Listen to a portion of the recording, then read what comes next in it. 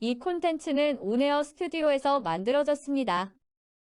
우리는 이사를 하면서 매매 전세 월세 계약을 써야 할 일이 있는데 공인중개사무소를 많이 이용하지만 수수료를 내면서 아깝다는 생각을 안 하는 사람이 거의 없지요. 교통범칙금 내기만큼 아깝다는 생각이 드는 거죠. 그래서 황순영 공인중개사가 여러분께 셀프로 계약서 작성하는 방법을 알려드릴 테니 부동산 임대차 계약서를 스스로 작성하여 수수료를 절약해 보세요. 먼저 계약서를 보면서 설명을 드릴 테니 여러분도 같이 보시면서 꼼꼼하게 살펴보도록 해볼까요? 계약서 작성 시 유의할 사항을 순서대로 보겠습니다. 제1 윗부분의 부동산의 표시를 보세요. 임대차 계약은 전세와 월세가 있는데요. 적용 여부를 묻는 해당 사각틀에 체크하여 표시합니다. 전세나 월세 모두 부동산의 표시 항목에서 계약의 대상물을 기재하므로 실제 작성 원칙은 공적 서류를 정확히 확인하고 제시하여 주면서 작성하는 것이 중요합니다. 관련 공적 서류로는 토지대장, 건축물대장, 지적도, 토지이용계획원, 부동산 등기사항 전부증명서 등이 있는데 중요한 것은 계약 체결이 최근에 서류로 3개월 이내 발급된 것을 확인해 보아야 실수가 없습니다. 만일 공인중개사가 계약서를 작성한다면 서류를 확인하지 않거나 해서 분쟁이 발생되어 손해배상 책임을 질 수 있는 필수적인 과정인 것입니다.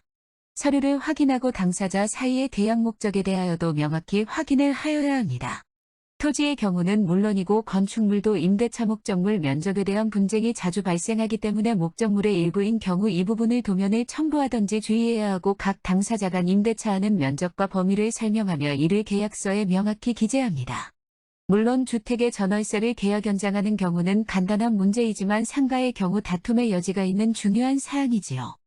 자, 여기부터 중요한 사항이니 잘 보시기 바랍니다.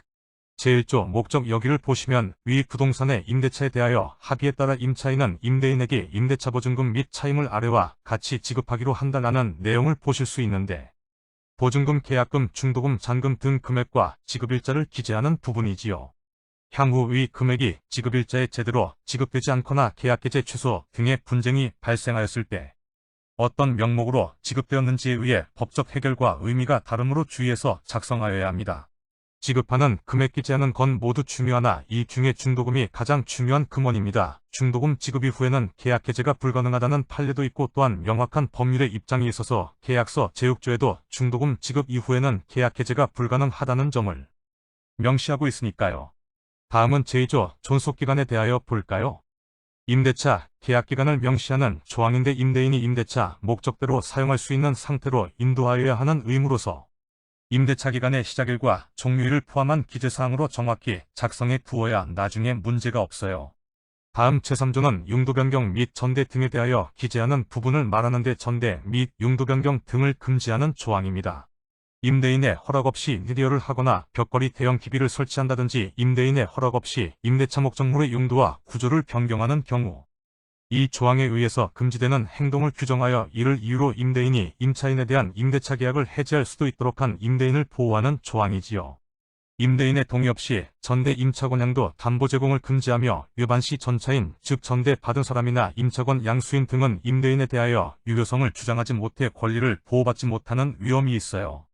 다음은 제4조 계약의 해지에 대하여 설명드리겠습니다. 임차인이 임대차 목적물의 용도를 변경 전대 임차권양도 담보 제공 등의 행위를 한 경우 위의 제3조 규정을 포함하여 임대인의 계약갱신 청구 거절 사유에도 해당됩니다. 또한 밀린 차이면체액이 주택은 2기 상가는 3기에 이르게 되면 민법 제640조에 의해 계약 해지가 가능하도록 되어 있는 조항입니다. 자, 다음은 제5조 계약의 종료 조항을 보겠습니다. 임차인의 원상회복 의무와 임대인의 보증금을 반환할 의무가 동시에 이루어 진행되는데 보증금 반환 시 임차인이 밀린 연체차임 및 관리비 등을 공제하고 보증금을 반환할 수 있음을 규정한 조항입니다. 다만 법원에서는 임차인이 임차물의 보수비용이나 시설비용 등을 임차기간 동안 부담하되 그 비용상 헌청구권을 포기한 경우 원상복구 의무를 부담하지 않는 것으로 약정한 것이라 해석하였습니다. 따라서 이런 경우는 원상회복 의무를 부담하지 않는 것이죠. 이번에는 제6조 계약의 해제를 보겠습니다. 임차인이 임대인과의 계약에서 중도금이 있다면 잔금을 지불하기 전까지 임대인은 계약금의 배액을 상환하고 임차인은 계약금을 포기하고 본 계약을 해제할 수 있다. 이 조항은 중도금 지급 전까지는 임대차 계약의 해제가 가능하다는 임대인과 임차인 사이의 의무를 제시한 것입니다. 다만 이 내용은 당사자 약정에 따라 얼마든지 달라질 수 있는 것으로 서로 약속을 하기에 따라 이행하는 조항입니다. 이번에는 제7조 채무불이행과 손해배상 조항을 보겠습니다.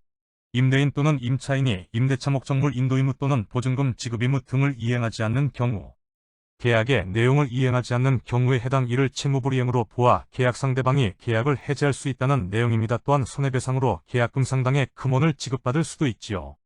다음 제8조의 중개보수는 셀프계약 작성 시에는 필요가 없는 부분입니다. 이 조항은 만약 공인중개사를 통하여 계약이 이루어졌다면 계약이 해제되거나 취소되어도 본 조항에 의해 공인중개사는 중개보수를 지급받을 수 있다는 조항입니다. 마지막 제9조 중개대상물 확인설명서 교부 등이라는 조항을 볼게요.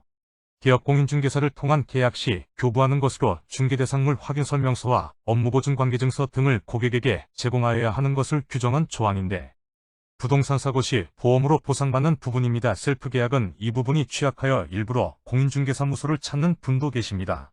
작성하면서 누락되거나 잘못 기재된다면 문제가 발생할 수 있는데, 일부 사례로 다세대 주택, 다가구 주택 등의 경우에 경매가 진행되었는데 임차인이 보증금을 돌려받지 못하게 된 경우가 있음에 유의해야 합니다. 이런 경우 공인중개사가 작성하고 개입되어 있다면 책임을 부담시킬 수도 있지만 개인 간 거래 시 이런 점에 유의할 필요가 있는 단점이 있어요. 다음 특약사항에 대한 부분을 보겠습니다. 이 부분은 기타, 별도로 체결한 약속 등을 특약사항으로 기재하는 것으로 서로가 필요하거나 하여 따로 정하여 사용하는 말 그대로 특별히 약속을 글로 남겨놓는 거죠.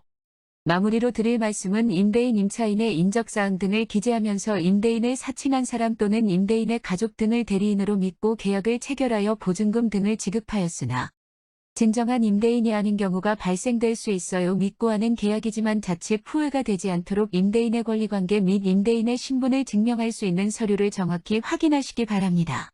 앞에 설명드린 대로 작성하면 큰 문제 없이 계약이 됩니다. 날인 또는 서명을 꼭 확인하시고 중개사 기입칸에는 쌍방합이라고 기재하세요. 이제 서로 한 부씩 보관하실 계약서는 진위 확인 목적으로 양쪽 보관용 계약서를 포개어 간인을 하여 주시는 것도 잊지 마세요. 이제 서로 입주예정일 확인하여 이행하시고 관리비 등 정산 빠뜨리지 마시기 바랍니다. 끝까지 보아주셔서 감사드리고요. 도움이 되었고 마음에 드셨다면 구독 버튼 부탁드립니다.